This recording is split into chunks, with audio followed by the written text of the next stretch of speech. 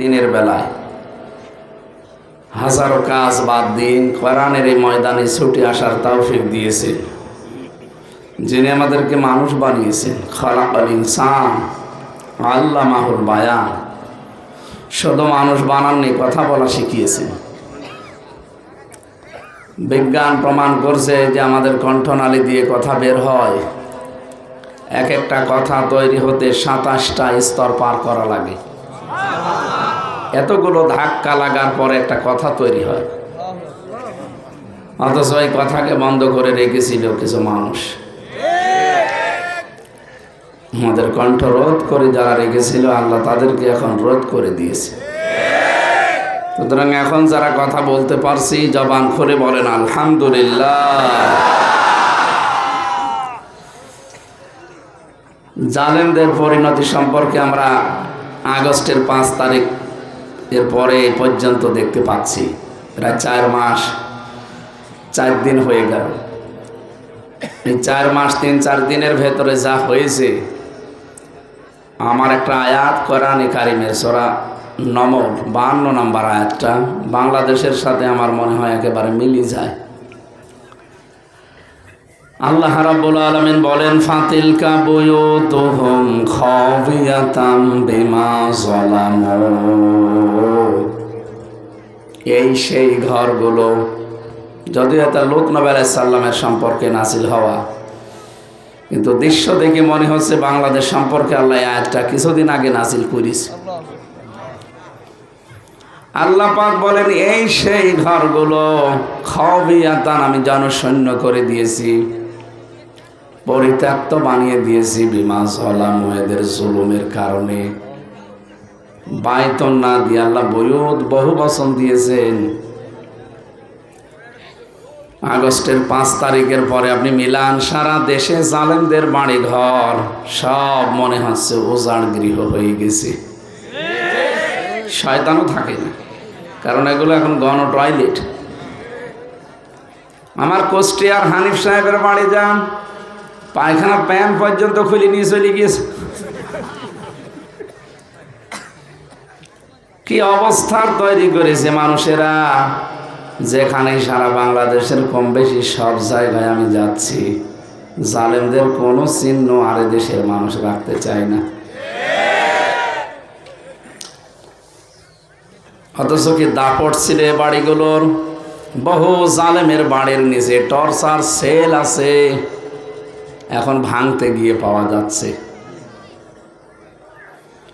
আয়না ঘর শুধু ওই বেগটা আর মিনিটা না, বহু আয়না ঘরে দেশে আছে। আমি নিজেও তো ছিলাম, মিনিটা ছিলাম, আমি বেগটায় আমার নেয়নি। আমি দেখেছি আয়না ঘরে কি হয়। ওখানে হয়তো বছরের পর বছর অত্যাচার জুলুম হয়, কিন্তু এই জালেমদের বাড়ির নিচে যা আছে এগুলোতেও মাসের পরে মাস হতো। এই এলাকা হয়তো এরকম না, খুলনা বিভাগটা এগুলো বেশি হয়েছিল। কি জুলুম করতো মানুষকে নিয়ে, কিচ্ছু জানে না। ভালো মানুষ নিয়ে যে বলছে, কি আমি এখানে কেন? গাছ কেটেছিস কখন? স্বপ্নে। এই চলছিল দেশে। আর এই জালেমদের যারা সহযোগী ছিল, তারা ছিল টাকা কামাই করার মেশিন। এক একজনের, এই যে শুনলেন না বস্তার পরে বস্তা টাকা পাওয়া যাচ্ছে, শুধু পালাতে পারেনি তাই। আমি কয়েকদিন আগে মালয়েশিয়া ছিলাম, যে হোটেলে উঠি দেখি নিচে 2 শয়তান বসে আছে। কি আপনি এখানে? হুজুর আমি আগেই পালিয়েছি। কেন? আপনার ওই সাহেব পাড়ায় থাকবেন না? এত কষ্ট করে বাড়ি বানালেন, টাকা পয়সা আত্মসাৎ করে টাকাগুলো পাচার করে বাড়ি বানালেন, সাহেব পাড়া নাম দিস, ওখানে থাকবেন না? ওখানে থেকে মায়ের খাবো, ঘর সব তালা মারা। এ দেশেও তো বাংলাদেশের মানুষ আছে, ওই ঘরে গেলে আমার লাশ বানিয়ে ফেলবে। তো কি করলেন আপনি? টাকাগুলো উপায় করে মানুষের যে মারিং কাটিং করা টাকা দিয়ে যদি এই দেশে কর্মসংস্থান তৈরি করতেন, 36 লাখ যুবক এখন বেকার। কথা বোঝেন? এতগুলো মানুষ বেকার হয়ে পড়ে আছে, এদের কর্মসংস্থান তৈরি হয়ে বাইরের দেশে যে ঘর ঝাড়ু দেওয়া, রাস্তা ঝাড়ু দেওয়া লাগতো না। কয়েকদিন আগে আমার সিলেটে নিয়ে যাচ্ছিল মৌলভীবাজার, পাইলট বলছিল আমার, এই যে হেলিকপ্টারে পাইলট আমার বলছে যে এই জায়গাগুলো দেখতে পাচ্ছে, এই জায়গাগুলোতে এই প্রতিষ্ঠান অর্ধেক বানিয়ে ওরা টাকা পয়সা নিয়ে আবার পালিয়ে চলে গেছে। কি করলো বলেন তো হুজুরে জালেমরা? এই নাফারমানরা যদি টাকাগুলো নিজের টাকা নিজের দেশেও কাজে লাগাইতো, হাজার হাজার মানুষের কর্মসংস্থান তৈরি হতো, মানুষ অন্তত ওদেরকে ক্ষমতা থেকে বেটিয়ে বিদায় করতো না। আপনারা ভুল করেছেন। এখন যে সংশোধন করবেন সে জায়গা এখন আর খোলা নেই। জালেমদের বাড়ি ঘরের অবস্থা এ পর্যন্ত আল্লাহ শেষ করে দেননি। পরেরটা আমাদের জন্য, পরের আয়াত, ইন্না ফি যালিকা লাআয়াতাল লিকাওমিন ইয়ালামুন। আল্লাহ লামে তাকিদ দিয়েছেন। রব্বুল আলামিন বলেন অবশ্যই এখানে শিক্ষা আছে যারা জ্ঞানী তাদের জন্য। আমাদের জন্য শিক্ষা কি? জালেমদের এত বড় শিকড় আল্লাহ যদি কেটে ফেলতে পারেন, ফাকুতিয়া দাবিরুল কওমিল্লাযিনা যালামু। সূরা আনআমের ৪৫ নম্বর আয়াতের প্রথম অংশে আছে আল্লাহ তাআলা বলেন জালেমদের শিকড় কাটা হয়ে গেছে। কেটেছে কে? না, কতিয়া এটা মজহুল, এর ফাইল জানা নেই, এর কর্তা কে, কে এই কাজ করেছেন জানা নেই। আল্লাহ শব্দ দেখেছেন, দিয়েছেন কতিয়া। তার মানে এই যে দেশে জালেমদের এত বাড়ি ঘর অফিস আদালত ভাঙা হলো, কে ভেঙেছে কেউ জানে না। আপনি হানিফের বাড়ি যে বললাম না শ্মশান হয়ে গেছে, একবারে ৪-৫ জন করে যায়, কেউ এদিকে কেউ এদিকে কেউ এদিকে মুখ দিয়ে টয়লেট করছে, মনে হচ্ছে যে জামাতবদ্ধ টয়লেট চলছে। এগুলো এমনি করেনি, বিমা জলামো, এদের জুলুমের কারণে। মানুষকে কথা বলতে দিতেন না, এটা একটা বড় জুলুম না? এই কথা বলেন না কেন? কত মানুষের ওপরে বিনা কারণে অন্যায়ভাবে মামলা দিয়ে মিথ্যা সাক্ষী দিয়ে তার জীবনটাই নষ্ট করে দিয়েছেন। আমি নিজেও তো একজন ভিকটিম। 3টা বছর আপনি ফাঁসির কন্ডেম সেলের ভেতরে আমার বিনা কারণে রাখলেন, অথচ কয়েকদিন আগে আমার মামলা পুরাটা খারিজ হয়ে গেছে। আদালত কর্তৃক প্রমাণিত হয়েছে যে আমি নির্দোষ, আমার কোনো দোষ পাইনি। তাহলে বিনা কারণে একটা নির্দোষ মানুষকে 3টা বছর আপনি রাখলেন, তাও বিনা একেবারে পুরোপুরি যোগাযোগ বিচ্ছিন্ন করে। ওখানে যে হিন্দু লোকটা ছিল জেলার, সে এখন আপনাদের এই বরগুনায় এসেছে, এখানকার না, পর পিরোজপুরের জেলার সে এখন। একে শিখিয়ে দিত যে এই করবা আলেমদের সাথে। সারা জেলখানা এক নিয়ম, আর আমার আর মামুনুল হকের জন্য আর এক নিয়ম। আমাদের রাখা হবে কন্ডেম সেলের ভেতরে, যেখানে ফাঁসি দেওয়া হয়। এই আসামি যারা মার্ডার মামলার আসামি, তাদের সাথে 24 ঘন্টা তালা লাগিয়ে রাখবা, সিসি ক্যামেরা দিয়ে রাখবা, কেউ জনের সাথে কথাও না বলে। আপনি কেন এত কড়াকড়ি করলেন? আল্লাহ এখন দেখেন তো কি কড়াকড়ি করছে। আপনি যে মোবাইলে কারোর সাথে কথা বলবেন, সে ব্যবস্থাও আল্লাহ সব কাট করে দিচ্ছে। কি? কারণ আপনার মোবাইল ধরলে অনেকে ভয় পায় এখন, যে না জানে আপার মোবাইল ধরে আমি আবার খেপা হয়ে যাব। কত ঘৃণিত বানিয়ে দিয়েছে। সুপ্রিম কোর্টের একজন বিচারপতি, তারে কলার পাতায় আল্লাহ শুইয়েছে, আবার গলায় গামছা দিয়ে জনগণ টেনে আনছিল। গলায় গামছা দিয়ে নিয়ে আসে কাদের? চোর। কাদের? তো আসলে চোর। ওর কাছে 75 লাখ টাকা পাওয়া গেছে, অত টাকাও পাইল কোথায়? সব চোরের টাকা, ডাকাতির টাকা। একথা বলেন না কেন? এমনকি ওর বেশিও উড়ে গেছে। হ্যাঁ, আমি যেখানে ছিলাম এখন নাকি সে ওখানে আছে। ওর বউ যদি এখন শোনে যে ওর বিসি নেই, ও থাকবে? যা, শেষে বউটাও হারাবে, সব তো হারিয়ে ফেলেছে, বউটাও হারাবে। জালেমদের এখান থেকে শিক্ষা নেওয়া দরকার আমাদের। এই যে এত বড় শিকড় ওদের, এত গভীরে ছিল, একেবারে ইউনিয়নের দারোয়ান থেকে শুরু করে সংসদ পর্যন্ত স্তরে স্তরে সাজানো ছিল জালেমদের সব প্রতিনিধি দিয়ে। আল্লাহ সব পোড়া কেটে দিয়েছে, যদিও এখনো অনেক দোসর বসে আছে ওই জায়গায়, থাকবে না। সংস্কার যখন আরম্ভ হয়েছে, আর সংস্কারের জন্য এই দেশটা স্বাধীন হয়েছে। ছাত্র আন্দোলনে 9টা দফা ছিল না? এই কথা বলেন না কেন? সংস্কার যখন আরম্ভ হয়েছে, সংস্কার চলছে, চলবে। সংস্কার না করা পর্যন্ত নির্বাচন দিলে আবার দিনের ভোট রাতে হবে। এখানে যারা আছেন খুব সম্মানজনক সময় নিয়ে তাড়াতাড়ি করে সংস্কারটা শেষ করেন। এতদিন লাগবে কেন? যেখানে যেখানে জালেম বসে আছে, 1628টা চেয়ার ছিল এই দেশে। কয়টা? এই 1628টা চেয়ারে যারা ছিল সব জালেম। হয় সে জালেম না জালেমের দোষর। বলেন না আমি চাপে পড়ি। কিসের চাপে পড়ে? আপনি দরকার চাকরি ছেড়ে দিয়ে ভিক্ষা করতে পারতেন। জালেমের তোষামতি করে নিজের জীবনটা নষ্ট করে ফেলেছেন আপনি। আপনি একজন অভিশপ্ত মানুষ। ইন্নামা সাবিলু আলাল্লাযিনা ইয়াজলিমুনা নাস, সূরা শূরা 25 নম্বর পারা 6 নম্বর পৃষ্ঠা 12 নম্বর লাইনের 42 নম্বর আয়াত। আল্লাহ বলেন যারা জালেম এদের বিরুদ্ধে আমি নিজে মামলা দেব।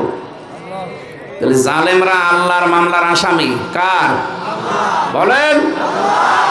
আমার সাথে এক ওসি ছিল জেলখানায়, আমারে বলছে হুজুর দেখেন তো আমার তাওবা করেছিলাম একটা, এই তাওবা কি কবুল হয়েছে কিনা? হ্যাঁ বলেন। নির্বাচনের সময় আমার লোকজন নিয়ে রাত 12টার পর থেকে আমি ভোট কাটা আরম্ভ করলাম। পরে বাক্স ভর্তি করে করে জায়গা মতো সব পাঠিয়ে দিলাম। ফজরের আজান দেওয়ার আগে অজু গোসল করলাম, অজু করে পাক পবিত্র হলাম।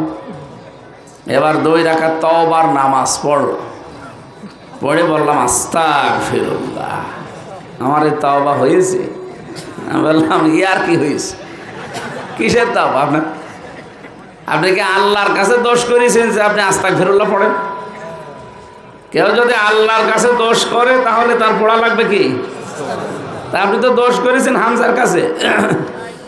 আমার মতো হামজার ভোট আপনি কেটে নিয়ে নিজেই দিয়ে দিলেন।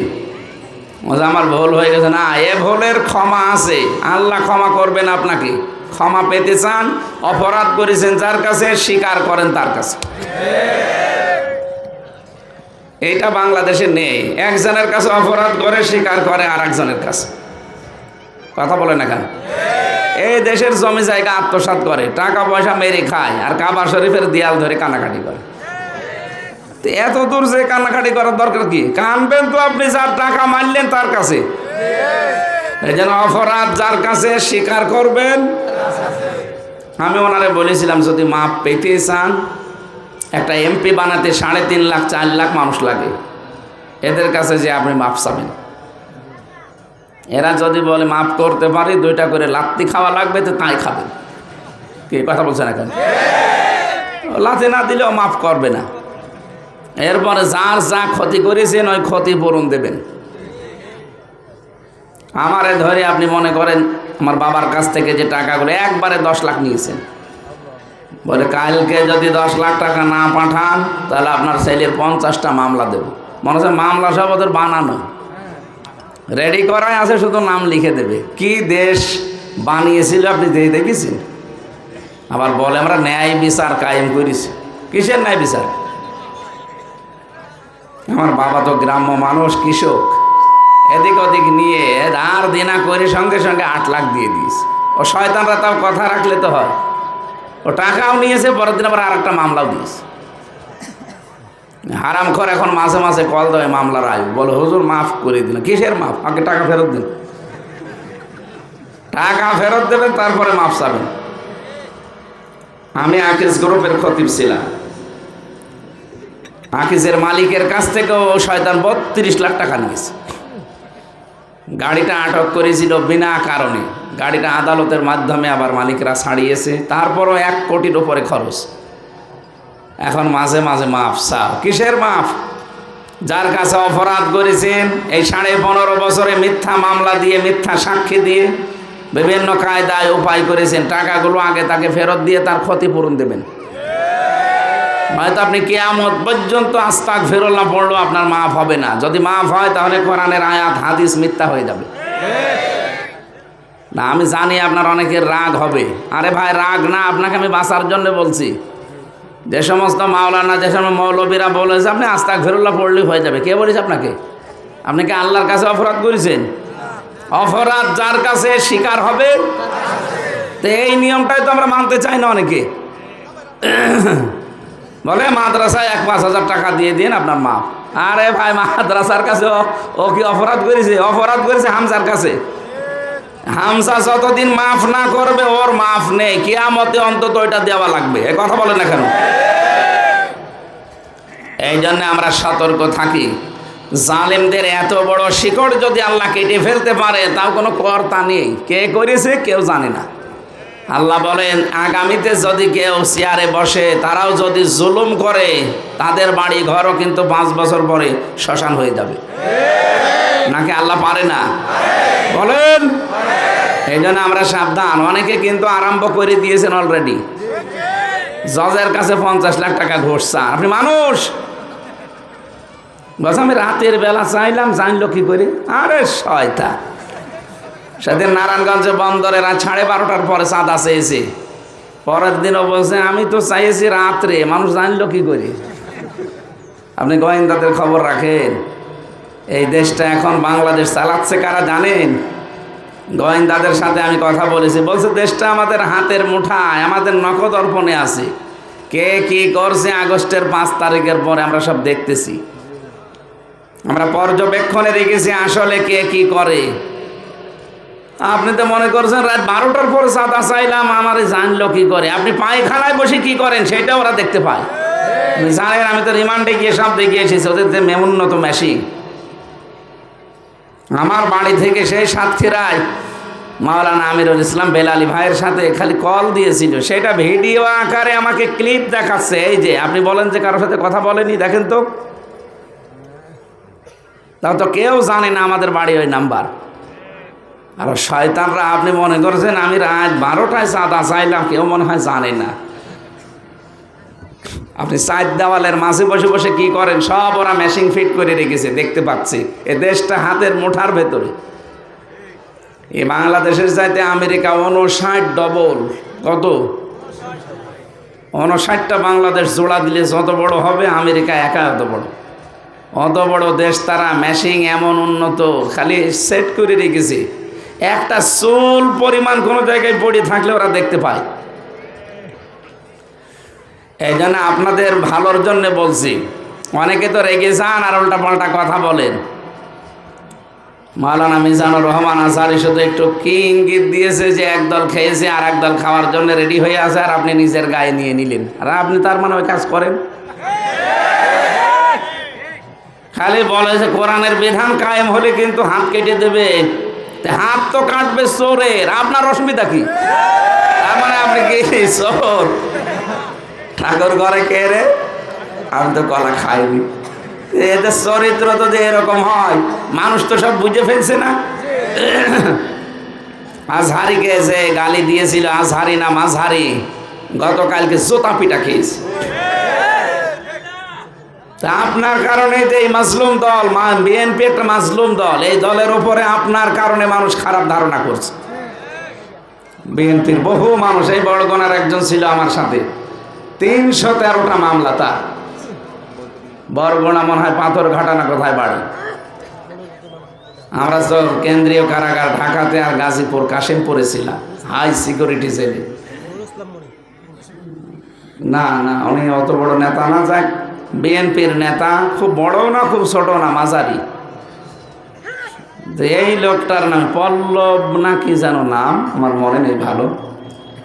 সেও প্রায় 7-8 বছর জেলে, 313টা মামলা তার।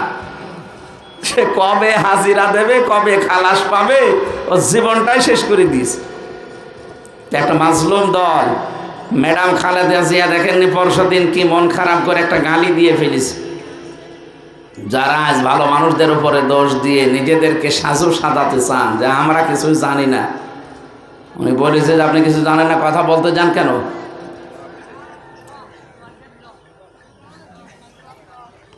এই জন্য আমরা ওই 14 দল বাদ দিয়ে যারাই আছি সবাই কম বেশি মাজলুম ভাই। এই মাজলুমদের সাথে যা করেছে এরা, আমরা যদি এখন এই ফাটল ধরানোর চেষ্টা করি, জালেমরা কিন্তু একবার যদি বসতে পারে কিয়ামতের আগে আর নামবে না। আল্লাহ এবার একটা সুযোগ করে দিয়েছে, এই সুযোগও যদি কোনো মানুষ কাজে না লাগায় তো এই দেশটায় অন্তত 50 বছরের ভেতরে কিচ্ছু হবে না। এখন একটা সুযোগ আসতেছে, জানুয়ারির 15 তারিখে ইনশাল্লাহ একটা ফলাফল আসবে ইনশাআল্লাহ। আর 20 তারিখে ডোনাল্ড ট্রাম্পের যেহেতু শপথ বাক্য পাঠ করাবে ওই দেশে, ওখানে তো ঘোষণা একটা দিয়েছে যে খ্রিস্টান 2টা যুবতী মেয়েকে এই ভারত উগ্রপন্থী হিন্দুরা বিশ্ব রোডে ওরা উলঙ্গ করে হাঁটিয়েছে। ডোনাল্ড ট্রাম্প যাতে মাতাল হলো তাহলে ঠিক আছে, ও কিন্তু বুঝে ফেলেছে যে আমার মেয়েকে আমার বোনকে তোরা উলঙ্গ করে হাঁটাবি, দাঁড়া। জানুয়ারির 20 তারিখে আমার শপথ হয়ে যাক, 16 লাখ ভারতীয় এই আমেরিকায় আছে, সব ফেরত পাঠাবো। দাদার ধুতি খুলে যাবে, ও মসজিদ ভাঙা আরম্ভ করিস। যেহেতু আপনারা প্রতিবেশী, আর প্রতিবেশী তো পাল্টানো যায় না, সংশোধন করা যায়। চরিত্রটা পাল্টান। আল্লাহর ঘরে হাত দিতে গিয়ে আপনাদের পূর্বপুরুষেরা কাসফি মাকুল হয়ে গেছে, তাই কথা বলে না কেন? আব্রাহাম কি হয়েছে? কাসফি মাকুল হয়ে গেছে। আপনাদের অবস্থায় ওইটাই হবে। অন্তত 7 সিস্টার ভেঙে যদি 6টা দেশ হয়, পৃথিবীর মানচিত্রে এখন 257টা রাষ্ট্র, আর 6টা হলে 263টা হবে। ছোট্ট একটা দেশ বাংলাদেশের ক্ষতি করতে গিয়ে নিজেদের দেশটাই হারিয়ে ফেলছেন। আর দাদা যদি এখন ওই 16 লাখ সব ফেরত পায়, কখন ধুতি পরবে কখন নেংটি পরবে বলেন? এরপরও যে মেয়ে দিয়েছি এ তো মাথা খারাপ করে দেবে।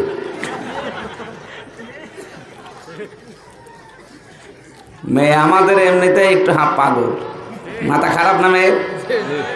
এই দেশের মানুষ গেছে জ্বালিয়েছে, এখন গেছে যার গাড়ে, যদিও তার সাথে বিয়ে দেওয়া জায়েজ নেই, কি কারণ সে হচ্ছে ফুল হাতা আর আমরা হাফ হাতা।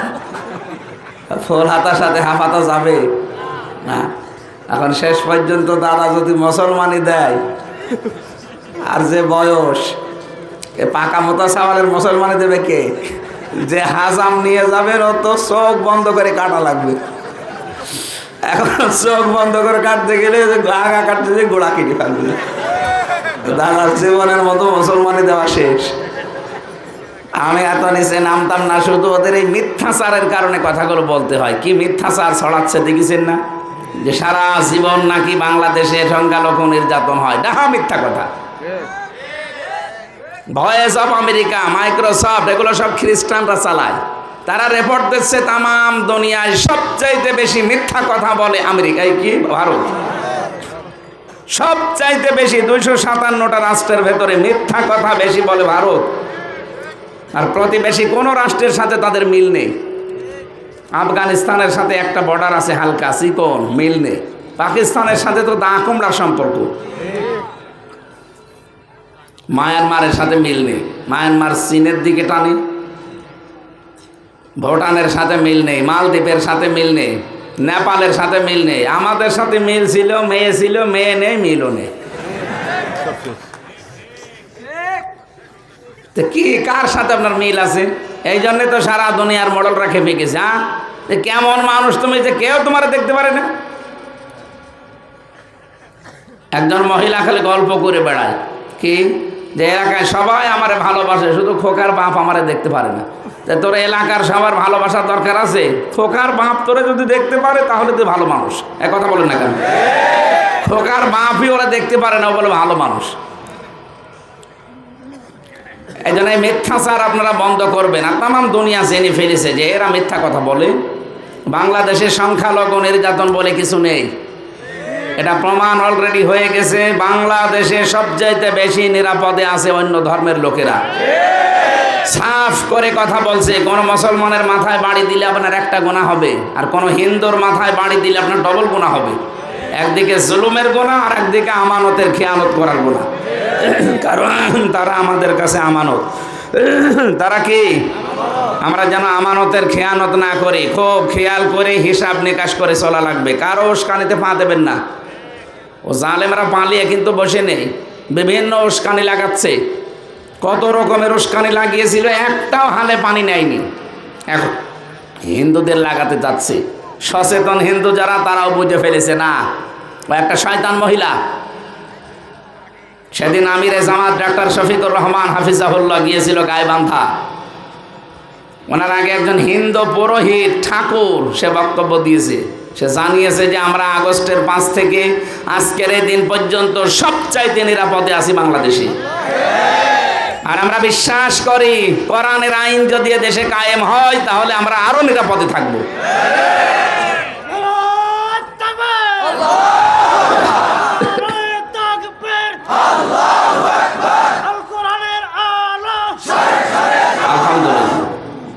আমরা আগস্টের 5 তারিখের আগের একটা জরিপ পেয়েছিলাম আন্তর্জাতিক। এই দেশে মাত্র 100 জনের 15 জন মানুষ চাইতো একে দেশে কোরআনের বিধান কায়েম হোক। 100 জনের কয়জন? মাত্র 15 জন।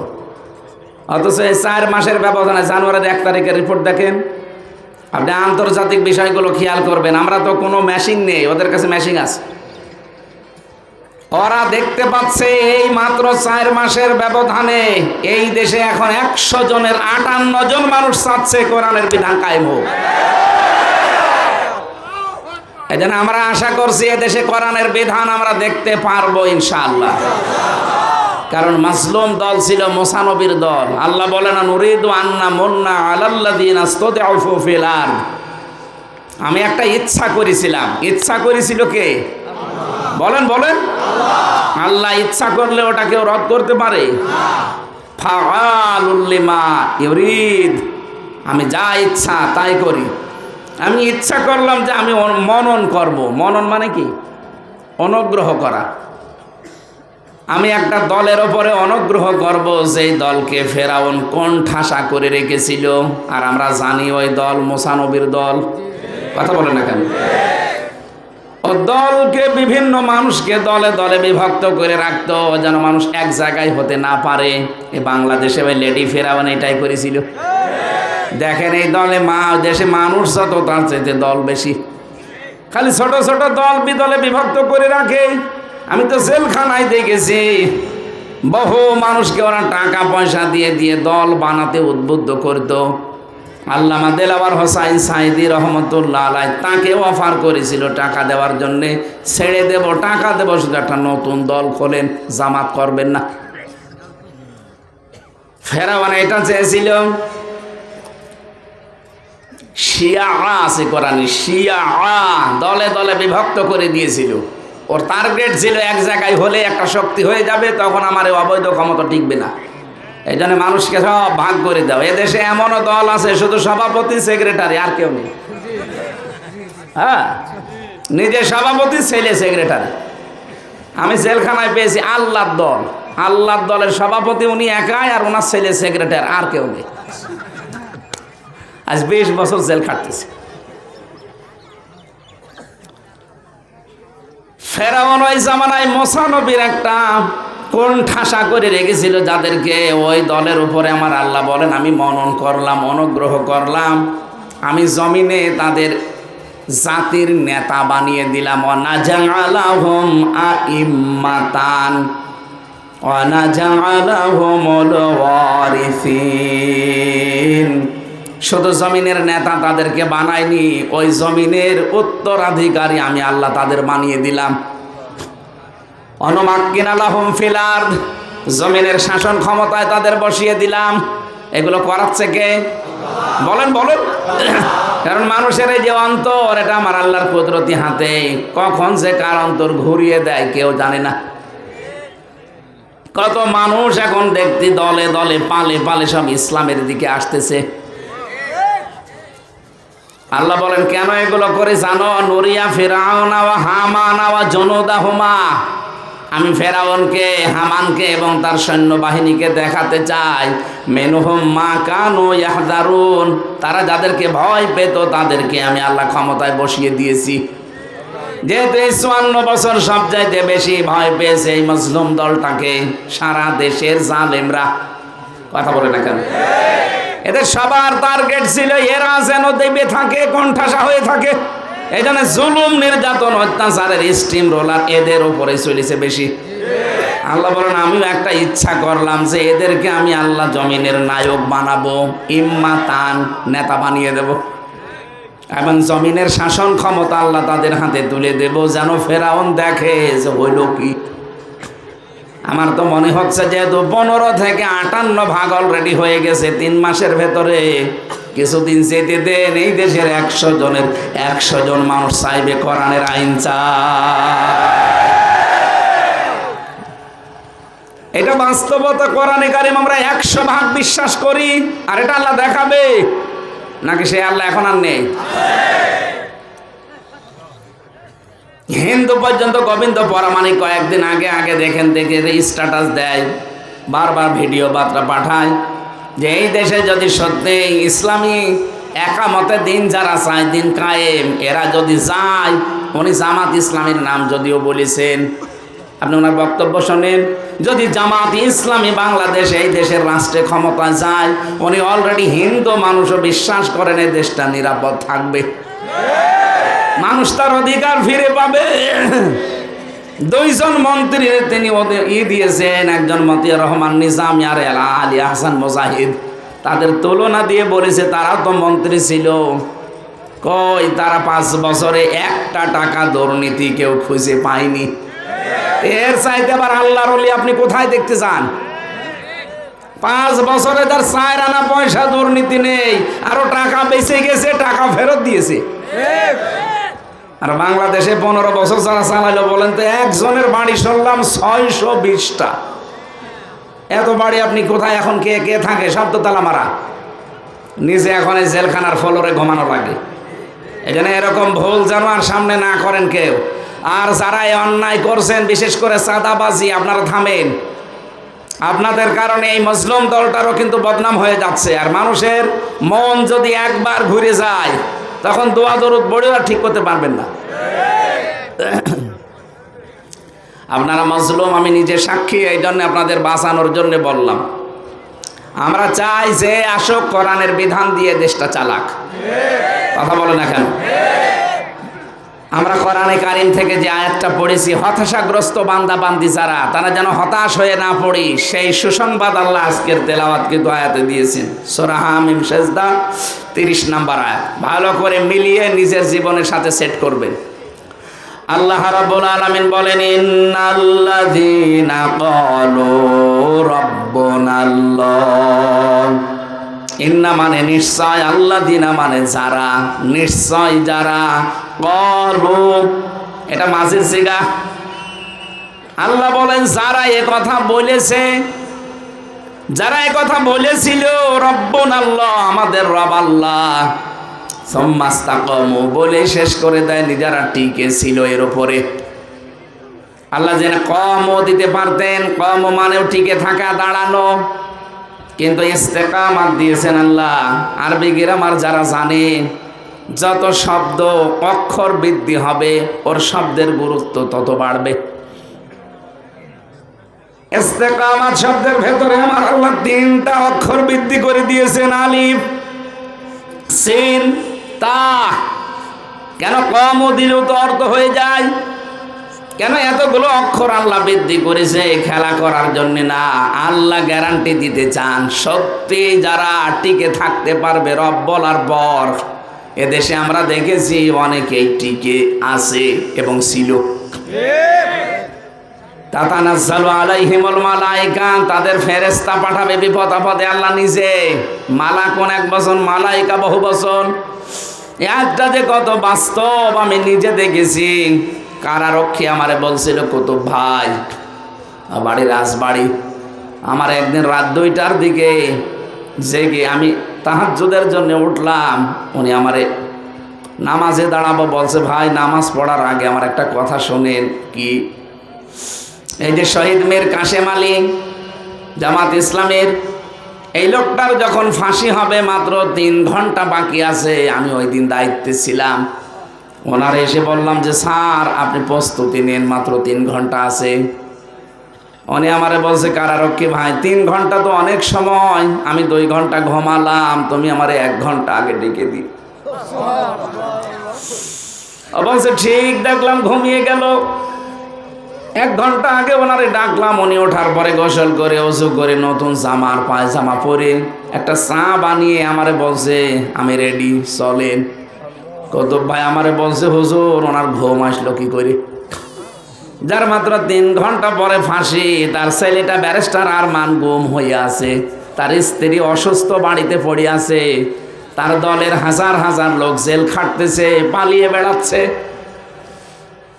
তার তো সে হামজার মতো সাধারণ মানুষ না, লক্ষ লক্ষ মানুষের কর্মসংস্থান বানিয়েছে সেই লোকটা, এত বড় মাপের লোক।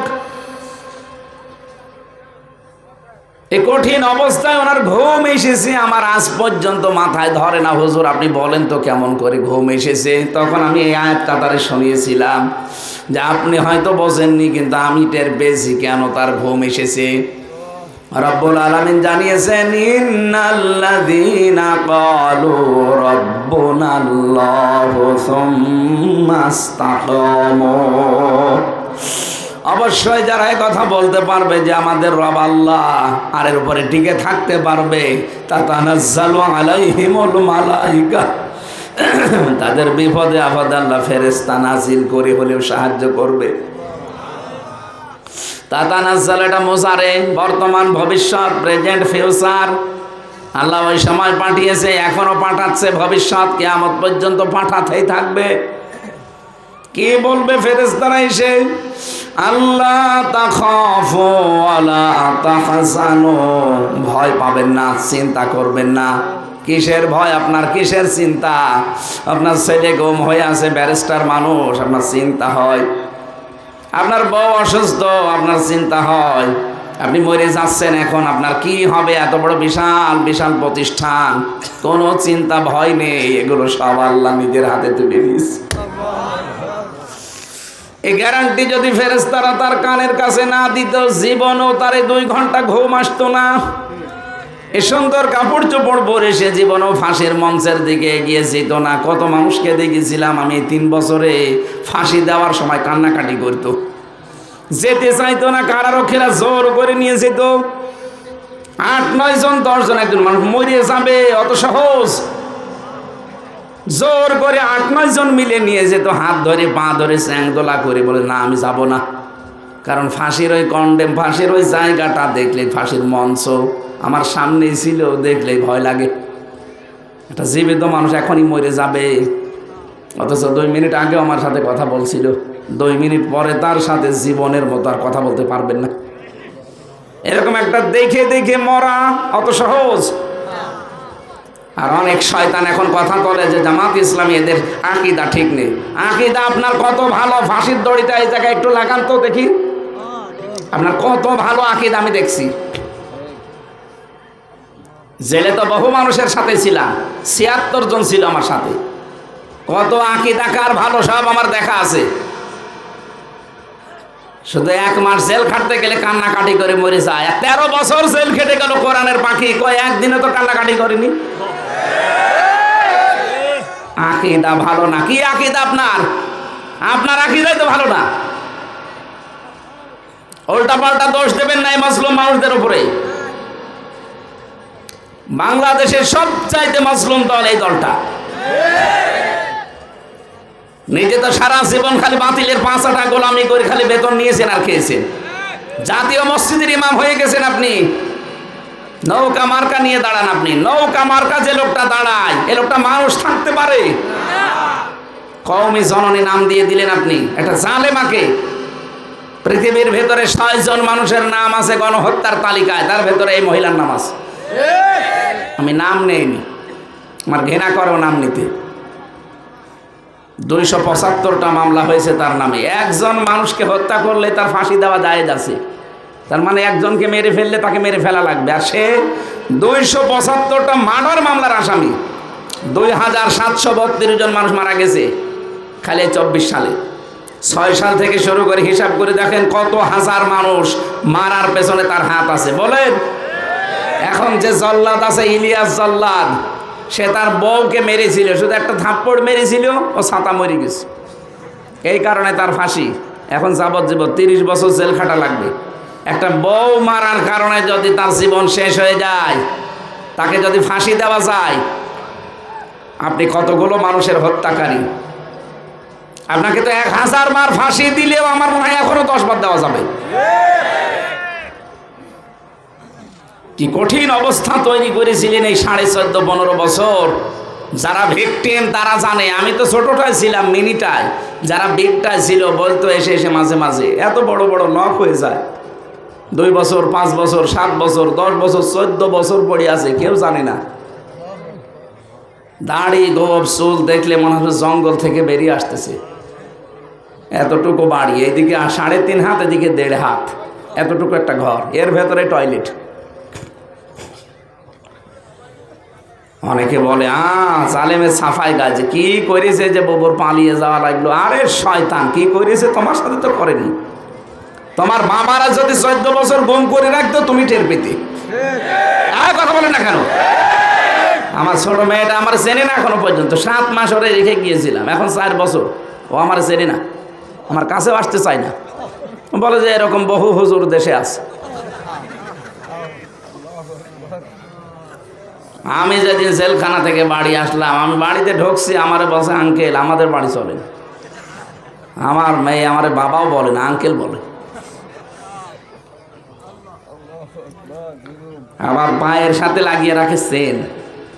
মাওলানা ফখরুল ভাই আমার সাথে ছিল, কওমি মাদ্রাসার একজন আলেম। উনি বলছিল হামজা ভাই আপনার সাথে কি হয়েছে আমি জানি না, তাই আমার এই যে এভাবে পায়ের ভেতর দিয়ে হাত দিয়েছে।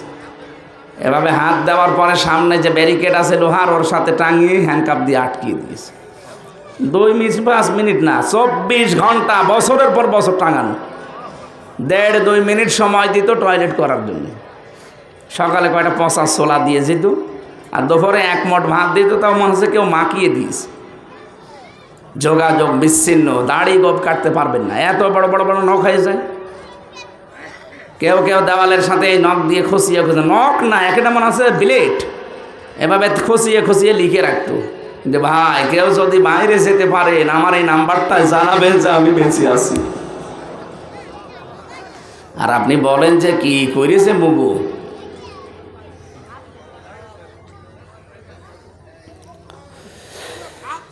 কারারক্ষীকে আমি ওই দিন বলেছিলাম ভাই আপনি বোঝেননি ওর ঘুম কেন এসেছে, আমি বুঝে ফেলেছি। অবশ্যই ফেরেশতারা ওনার কানের কাছে এই সংবাদ দিয়েছিল যে মীর কাশেম আলী ভয় নেই, চিন্তা নেই, ওগুলোর দায়িত্ব আল্লাহ নিজের হাতে তুলে নিয়েছে। ওয়াবশিরু বিল জান্নাতিল্লাতী কুনতুম তুআদুন। ওই যে জান্নাত দেখা যাচ্ছে, ওই জান্নাতের সুসংবাদ গ্রহণ করো, যার ওয়াদা আল্লাহ তোমাদের সাথে করেছেন। এই জন্য সময় এখন কিন্তু এরকম কঠিন চলছে, টিকে থাকা লাগবে। শুধু রব বলে মুনাফিকি করা না। আপনাদের পাশের জেলা পটুয়াখালীর একজন সন্তান ছিল, আমি দেখেছি, ডক্টর শফিকুল ইসলাম মাসুদ। আর ঠাকুরগাঁওর এক ভাই ছিল দেলাওয়ার হোসেন, শিবিরের সাবেক সভাপতি। আমার নিজের সামনে এই মানুষগুলোকে তার গরম করে লজ্জাস্থানের ভেতরে, নুনুর ভেতরে ঢুকিয়েছে। এটা সেন্সিটিভ জায়গা না? শয়তানরা আমারে নিজে বলছিল, আমারে মাটির নিচে যখন নিয়ে যায়, আমারে বলছিল এই জায়গায় দেলাওয়ারকে আমরা ফুটবলের মতো লাট দিয়েছি। আর তার গরম করে আমার সামনেও নিয়ে এসেছিল যে নখ তোলে, পুরা নখ ওনাদের হাতে পায়ের একটা নখ অনি সব তুলে ফেলেছে শয়তানরা। আমারও নিয়ে এসেছিল, বলছে যে এইগুলো দিয়ে আমরা নখ তুলি। আমরা যা বলতে বলি এগুলো যদি আদালতে না বলেন তাহলে আপনার বউ তুলে নিয়ে আসবো। বহু ঘাত প্রতিঘাত সহ্য করে আল্লাহ পর্যন্ত পৌঁছিয়েছে। আল্লাহর কাছে বলছি, আল্লাহ যত কষ্ট এই দেশের ইসলামী আন্দোলন এবং মুসলমানরা আলেম ওলামারা যারা পেয়েছে, হেফাজত ইসলাম, জামাত ইসলাম এবং অন্যান্য চরমনায় পীরের যে মুরিদগুলো আমার সাথে জেলে ছিল, হাজারো মানুষকে যেভাবে জালেমরা কষ্ট দিয়েছে, এই কষ্টের বিনিময়ে জীবনে কিচ্ছু চাই না। আমরা একটা জিনিস চাই, 56,000 বর্গ মাইল এই কোরআন দিয়ে চলছে। এটা দেখতে চান না? এটা আসবে ইনশাল্লাহ, আমার 100% বিশ্বাস আমরা এটা দেখতে পাবো। সম্মানিত মা বোনরা, আমি জানি যে এলাকায় মনে হয় মেয়েদের কি ব্যবস্থা আছে, মা বোনদের জন্য আলাদা অনুষ্ঠান করবেন, মেয়েদের কথা আলাদা বলা লাগে। সম্মানিত মা বোনেরা যারা এসেছে, শুধু নামাজ পড়া, রোজা রাখা আর কালো বোরকা পরা ইবাদত না। আপনার জন্য নেককার যদি কেউ হতে চায়, খাদিজার মতো হওয়া লাগবে। খাদিজাতুল কুবরা রাদিয়াল্লাহু তাআলা আনহা জীবনে এক ওয়াক্ত নামাজ পড়েননি, একটা রোজা রাখেননি, জীবনে কোনো দিন হজ করেননি, একটা টাকা যাকাতও দেননি, কারণ এগুলোর বিধান সব নাজিল হয়েছে তার ইন্তেকালের পরে। অথচ তাকে আল্লাহ জান্নাতে ঘর বানিয়ে ওনার জন্য পাঠিয়ে দিয়েছে। একটাই কারণ ছিল, তুইনু আলা দীনি যাওজাতিহা। তার স্বামী যখন দিনের কাজে, মানবতার কাজে, ইসলাম প্রচারের কাজে যেত, তখন তিনি পেছন দরজা দিয়ে সাহায্য করতেন, কথা দিয়ে, বার্তারা দিয়ে সাহায্য করতেন, হয় টাকা পয়সা দিয়ে, অর্থ সম্পদ দিয়ে, অথবা পেছনে সাপোর্ট দিয়ে, উৎসাহ দিয়ে। আজ হাজারো মেয়ে লোক এটা করে না। আপনার স্বামী যদি সত্যি দিনের কাজ করে, ইসলামের কাজ করে, মানবতার কোনো কাজ করে বেড়ায়, আপনি সাহায্য করবেন। খেয়ে থাকা না খেয়ে থাকা এটা ফ্যাক্টর না, আপনি সাহায্য করেন, কিয়ামতের দিন আপনি খাদিজাতুল কুবরার সাথে ওই বানানো জান্নাতে যেতে পারবেন। ওয়াইদা বাবা আনহা হাফিজাতুহু, স্বামী যখন বাইরে চলে যাবে তখন নিজেকে কন্ট্রোল রাখবেন, হেফাজত করে রাখবেন। ইদা সাররাতুহু ইদা নাজারা ইলাইহা সাররাতুহু, যখন আপনার দিকে সে তাকাবে তখন তাকে আনন্দ দেবেন, কথাবার্তা দিয়ে, ব্যবহার আচার দিয়ে, অঙ্গভঙ্গি দিয়ে, যেভাবেই হোক। কিন্তু অনেক মহিলা এটা করে না। নিজের দেবরের সাথে, দুলাভাইয়ের সাথে যে আচরণ করে, স্বামীর সাথে ওইটা করে না। এই জন্যে অধিকাংশ স্বামী আজ পরকীয়া প্রেম করে। একটু জোরে বলা যাচ্ছে না? মুরব্বী মানুষ বলার দরকার নেই, মুরব্বীর আবার প্রেম কিসের না। সম্মানিত মা বোনেরা যারা এসেছেন, আপনাদেরকে আমরা ভালোবাসি, সত্যিই আপনাদের ভালোবাসি। নবীজি ভালোবাসতেন এই কারণে। আমি দেখতে পাচ্ছি আপনি জাহান্নামে যাচ্ছেন এই ছোট্ট কারণে। স্বামীর খুশি এটা আল্লাহর খুশির পরে। নবীজি বলেন, পৃথিবীতে যদি আমি আদেশ দিতাম যে আল্লাহ বাদে সেজদা দেওয়া যায়, মেয়েদের বলতাম স্বামীর পায়ে সেজদা করো।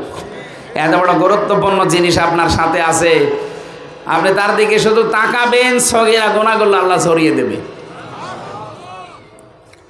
4 নম্বরে, আপনার স্বামী যেটা পছন্দ করে ওটা যদি জায়েজ হয়, জীবন থাকতে আপনাকে মেনে নেওয়া লাগবে।